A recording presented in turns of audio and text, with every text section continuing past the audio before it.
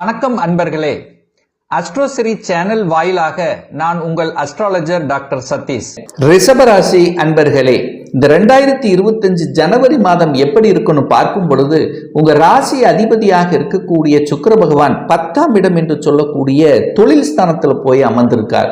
அங்க தொழில் ஸ்தானத்தின் அதிபதியாக இருக்கக்கூடிய சனி பகவான் ஆட்சி பலம் மூலத்திரிகோண பலம் பெற்றிருக்கு. அப்போ சுக்கிரனும் சனியும் நண்பர்கள். அப்போ என்ன, உங்களுடைய எண்ணம் செயல் சிந்தனைகள் எல்லாம் தொழிலை சார்ந்த விஷயம். தொழிலை எப்படி விரிவுபடுத்துவது, தொழிலுக்காக நீங்கள் எடுக்கக்கூடிய முயற்சிகள் அத்தனையும் நன்மை தரக்கூடிய விதத்துல தான் இருக்க போகிறது. அதுவும் குறிப்பாக 28/1/2025 அன்று சுக்கிர பகவான் 11ஆம் இடமான லாபஸ்தானத்துக்கு போய் அமருகிறார். அப்போ அங்கே லாபாதிபதியாக இருக்கக்கூடிய குரு பகவான் உங்களுடைய ராசியிலையும் ராசிநாதன் 11ஆம் இடத்திலிருந்து பரிவர்த்தனை யோகத்துடன் இருக்கக்கூடிய காலகட்டமும் உங்களுக்கு ஒரு அற்புதம். அப்போ உங்க மனசு, எண்ணம், செயல், சிந்தனைகள் சிறப்பு பெறும் அப்படிங்கிறதுல மாற்று கருத்தே கிடையாது. இந்த வருடத்தினுடைய தொடக்கத்திலேயே, இந்த ஜனவரி மாதத்திலேயே குரு பகவான் உங்க ராசியில் அமர்ந்து கடவுளினுடைய அனுகிரகம் பெற்றிருந்து பெரியவர்களுடைய ஆசீர்வாதத்தை வாங்கி கொண்டு குலதெய்வத்தினுடைய அருளை பெற்று அந்த குரு பகவான் 5ஆம் இடமான பூர்வ புண்ணிய ஸ்தானத்தையும் பாக்கியஸ்தானத்தையும் திருமணஸ்தானத்தையும் பார்ப்பது உங்களுக்கு அனைத்து விதத்திலும் நன்மை கொடுக்கக்கூடிய விதத்தில் தான் இருக்கு. அப்போ உங்க மனசு, எண்ணம், செயல், சிந்தனைகள், திட்டங்கள் சிறப்பு பெறக்கூடிய ஒரு நல்ல மாதமாக அமைகிறது. 4ஆம் அதிபதி, அதாவது சுகஸ்தானம் நமக்கு எப்படி இருக்கும் அப்படின்னு நீங்க கேட்டீங்கன்னா, 4ஆம் அதிபதியாக இருக்கக்கூடிய சூரியன் போய் 8ல மறைஞ்சிருக்கார்.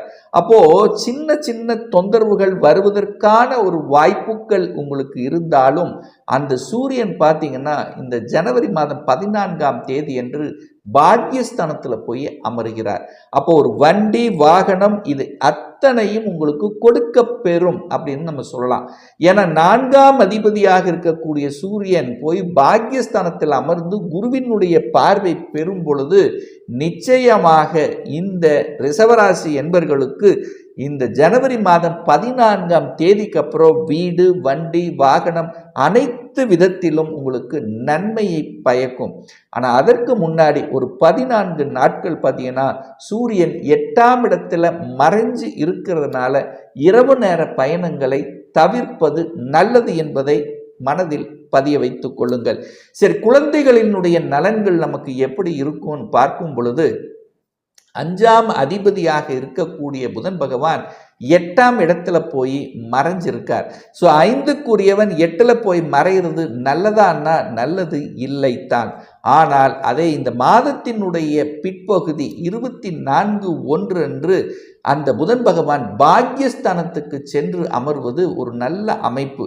ஆனாலும் அந்த 5ஆம் இடத்தை குரு பார்க்கிறார்லவா, அப்போ குழந்தை ஸ்தானத்தை பாதிக்கப்படவில்லை.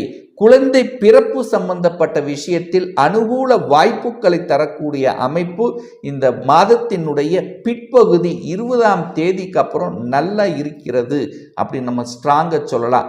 குலதெய்வத்தினுடைய அனுகிரகம், ஆசீர்வாதம் சிறப்பு பெறுகிறது.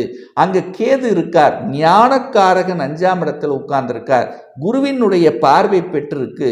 குரு கேது இணைந்தாலே ஞான மார்க்கம், அது ஆன்மீக எண்ணங்கள், ஆன்மீக ஈடுபாடு, யாத்திரைக்கு செல்வது, ஸோ இந்த மாதிரியான விஷயங்கள் அத்தனையும் உங்களுக்கு சிறப்பு பெறக்கூடிய ஒரு நல்ல மாதமாக நிச்சயமாக அமையும்.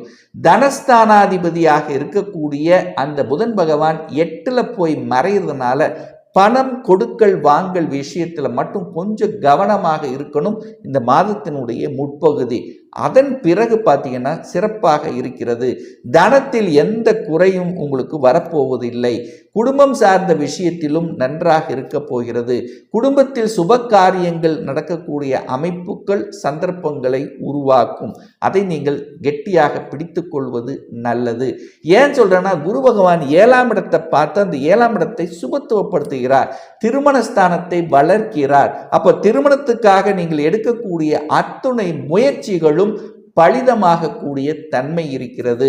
என களத்திர காரகனான சுக்கிரன் போய் 11ஆம் இடத்தில் இந்த மாதத்தினுடைய பிற்பகுதியில் போய் அமர இருக்கிறார். அப்போ நிச்சயமாக இந்த ஜனவரி மாதத்தினுடைய இறுதியில் திருமண வரன் அமையும் இந்த ரிஷபராசி அன்பர்களுக்கு. சரி, கடன், நோய், எதிர்ப்பு, பகை, வம்பு, வழக்கு இதுல ஏதாவது நமக்கு தொந்தரவு கொடுத்துடு விடுமா அப்படின்னு பார்த்தீங்கன்னா நிச்சயமாக இல்லை. ஏன்னா ஆறுக்குரியவன் தனக்கு ஆறுல போய் மறைய போகிறார் இந்த மாதத்தினுடைய இறுதியில. அப்போ ஆறுக்குரியவன் தனக்கு ஆறுல போய் மறையும் போது, அதாவது லாபஸ்தானத்தில் போய் அமர்வது கடனை இல்லாத நிலைக்கு உருவாக்கும், கடனை அடைத்து விடலாம் என்கின்ற தன்னம்பிக்கை உருவாக்கும். ஏதாவது ஹெல்த்தில் ஏதாவது பிரச்சனை இருந்தாலும் அது சரி செய்யப்படும். எதிர்ப்பாளர்கள் நண்பர்களாக மாறுவார்கள் அல்லது உங்களை விட்டு வெளியே விலகிச் செல்லக்கூடிய தன்மை நிச்சயமாக உண்டு. வேலையில் முன்னேற்றத்தை தரக்கூடிய அம்சம் என்பது சிறப்பு பெறுகிறது. 4ஆம் அதிபதி 8ல போய் மறைகிறதுனால தாய் தந்தையர்களை மட்டும் வருத்தப்படாதவாறு பார்த்து கொள்வதும், அவங்களுடைய உடல்நலத்தை கெட்டியாக பிடித்து கொள்வதும், அவங்களை சரியாக கவனித்து கொள்வதும் இந்த மாதம் ரிஷபராசினருக்கு ரொம்ப ரொம்ப இன்றியமையாது அப்படிங்கிறத ஞாபகத்தில் வைத்து கொள்ளுங்கள். ஏன்னா 4ஆம் இடம் என்பது தாய்ஸ்தானத்தை குறிக்கக்கூடிய இடம். அந்த தாய்ஸ்தானத்தின் அதிபதி 8ல போய் மறைகிறதுனாலும் சூரியனுங்கிறது தகப்பன் அப்படிங்கிறதுனால இந்த இடத்துல மட்டும் கவனத்தில் எடுத்துக்கொள்ளுங்கள். ராகு 11ஆம் இடத்துல இருக்கார். உபஜயஸ்தானம் என்று சொல்லக்கூடிய 11ஆம் இடமான லாபஸ்தானத்தில் ராகு இருப்பது ஒரு நல்ல அமைப்பு. ராகுங்கிறது வெளிநாட்டுக்கு சம்பந்தப்பட்ட ஒரு கிரகம் லாபஸ்தானத்தில் இருக்கிறதுனால வெளிநாட்டு சம்பந்தப்பட்ட நீங்கள் எந்த ஒரு முயற்சியை எடுத்துக்கொண்டிருக்கிறீர்களோ அந்த முயற்சிகள் அத்தனையும் உங்களுக்கு சக்சஸ் ஆக மாறும்ங்கிறதுல மாற்று கருத்தே இல்லை. என்ன, வெளிநாட்டுக்கு வேலை செல்வதற்கான வாய்ப்புகள், அல்லது இந்தியாவில் இங்கே இருந்தீங்கன்னா எம்என்சி கம்பெனியில் வேலை பார்க்கக்கூடிய தன்மைகள், ஏற்றுமதி இறக்குமதி சம்பந்தப்பட்ட துறையில் அனுகூல வாய்ப்புகளை பெற்றுத்தரக்கூடிய சந்தர்ப்பங்கள். சனி சுபத்துவமாகிறார். அப்போ சனியினுடைய காரகத்துவம் என்று சொல்லக்கூடிய இரும்பு சம்பந்தப்பட்ட துறைகள், அழுக்கு சம்பந்தப்பட்ட, பெட்ரோல் சம்பந்தப்பட்ட, திரவம் குடிக்க முடியாமல் இருக்கக்கூடிய ஆசிட், இந்த மாதிரி இருக்கக்கூடிய துறையில் இருக்கின்றவர்கள், கிளீனிங் சம்பந்தப்பட்ட துறையில் இருப்பவர்கள், அல்லது அதை உபயோகிக்கக்கூடிய பொருள்களை தயாரிக்கக்கூடிய தொழிலில் இருக்கக்கூடியவர்கள், தூய்மை பணியாளர்கள், மக்கள் தொடர்பு நிலையில் இருக்கக்கூடியவர்கள் அத்தனை பேருக்கும் ஒரு நல்லது நடக்கக்கூடிய தன்மை. சுரங்கம் சம்பந்தப்பட்ட, கனிம வளங்கள் சம்பந்தப்பட்ட, பூமியை தோண்டி கொண்டு இருக்கக்கூடிய வேலையை செய்யக்கூடியவர்கள், அத்தனை பேருக்கும் இந்த ரிஷபராசி என்பர்களுக்கு நிச்சயமாக இந்த ஜனவரி மாதம் நல்லது நடக்கக்கூடிய ஒரு மாதம். அதே இந்த மாதத்தினுடைய பிற்பகுதியில் சுக்கிரன் போய் ராகுவோடு இணைகிறார்.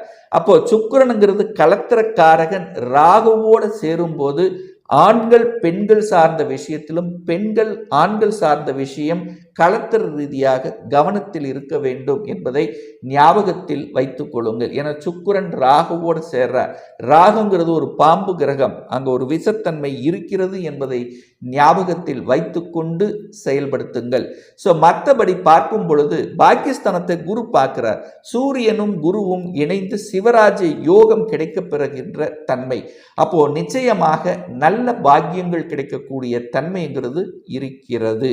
அப்போ அரசாங்க மூலியமாக நன்மைகள், ஏன்னா அரசாங்க மூலியமாக இந்த ஜனவரி மாதம் 14 வரை சின்ன சின்ன தடைகள் இருந்தாலும் அந்த 14க்கு மேல அரசு துறை, அரசு சார்ந்த விஷயத்தில் நன்மை பயக்கக்கூடிய விதத்தில் இந்த மாதம் இருக்கப்பெறுகிறது.